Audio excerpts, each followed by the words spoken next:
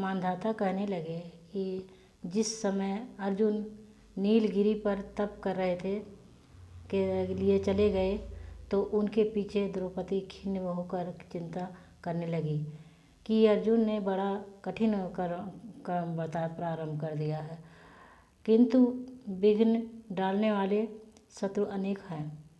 इस प्रकार चिंता करके श्री कृष्ण जी से सब विधानों के नाम करने का उपाय पूछने लगी।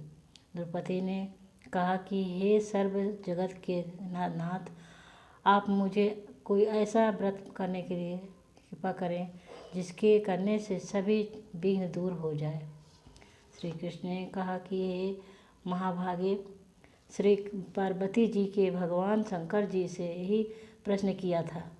तब श्री शंकर जी ने पार्वती से कहा था कि बरबराहे वही कर चतुर्थ नाम का व्रत मैं तुमसे कहने जा रहा हूँ। तुम ध्यान पूर्वक सुनो। जो सब प्रकार के का नाश करने वाले हैं। श्री कृष्ण पार्वती जी के ने कहा कि भगवान वह करक चतुर्थी का व्रत किस प्रकार है, तब उसका विधान क्या है, और पहले भी उस व्रत को किसी ने किया है। शंकर जी बोले हैं कि पार्वती जी अनेक प्रकार के रत्नों से सुशोभित चांदी और सोने और चांदी के भवनों से भरे विधान पुरुषों से सुशोभित लोगों को बस में करने वाली दिव्य स्त्रियों से सौभाग्यमान, जहाँ पर सदैव ही वेद ध्वनि होती है, ऐसे स्वर्ग से भी मनोहर परम रमणीक शुभ प्रकार पूर्व में एक देव शर्मा नामक ज्ञानी ब्राह्मण रहता था और पत्नी का नाम लीलावती था। उसको महापराक्रमी 7 पुत्र और संपूर्ण लक्षणों से युक्त वीर पुत्रवती का नाम की एक कन्या उत्पन्न हुई। उसकी आँखों एक कन्या उत्पन्न हुई। उसकी आँखें नीलकमल के समान और मुख चंद्रमा के समान था। इसके विवाह के लिए योग्य समय आ जाने पर वेद शर्मा ने एक वेद शास्त्र के ज्ञाता विद्वान ब्राह्मण को विवाह विधि से उसे प्रदान कर दिया। इसके पश्चात वीरवती ने अपने भाइयों की स्त्री भौजाइयों समेत गौरी का पूजन किया। फिर कार्तिकेय कृष्ण चतुर्थ के दिन व्रतोत्सव कर सायंकाल में स्नान करके सभी से ने भक्ति भाव से वट वृक्ष का चित्र बनाकर उसके नीचे शंकर जी, गणेश जी और स्वामी कार्तिकेय के सभी पार्वती जी का चित्र बनाकर और ओम नमः शिवाय इस मंत्र से गंध पुष्प और अत्यधिक से गौरी का पूजन किया।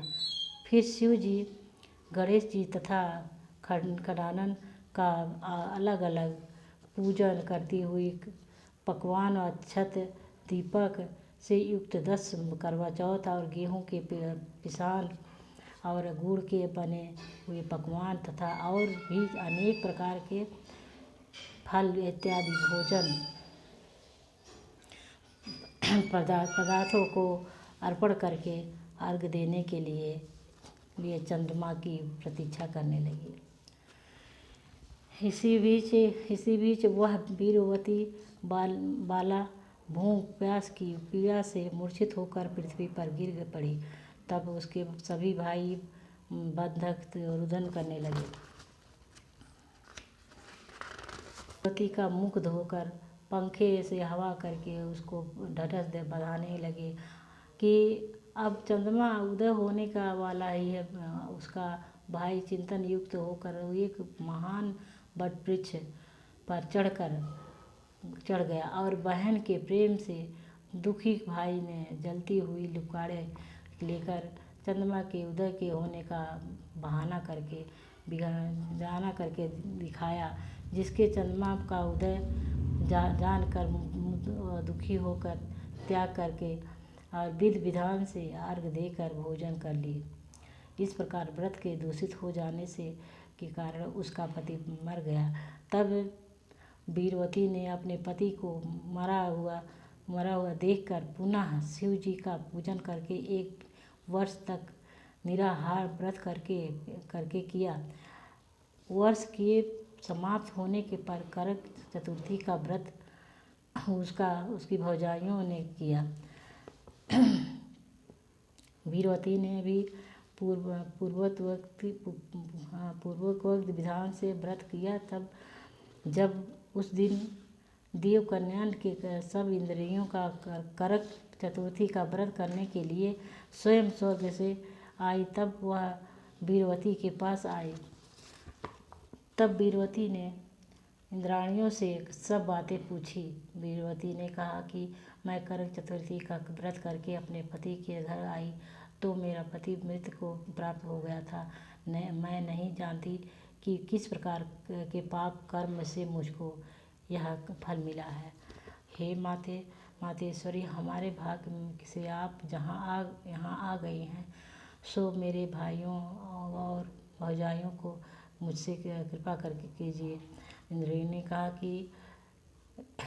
ने कहा कि सुबह गत वक्त वो जो तुमने अगले अपने पति के घर में करक चतुर्थी का व्रत किया था, वो बिना चंद्रमा के उदय हुए ही तुमने अर्घ्य दे दिया था। इसी के व्रत दूषित हो जाने से और तुम्हारा पति मृत्यु को प्राप्त हो गया था और तुम यत्न के साथ इस व्रत चतुर्थी का व्रत करो। तत्पश्चात इस व्रत के प्रारंभ से मैं तुम्हारे पति को जीवित कर दूंगी।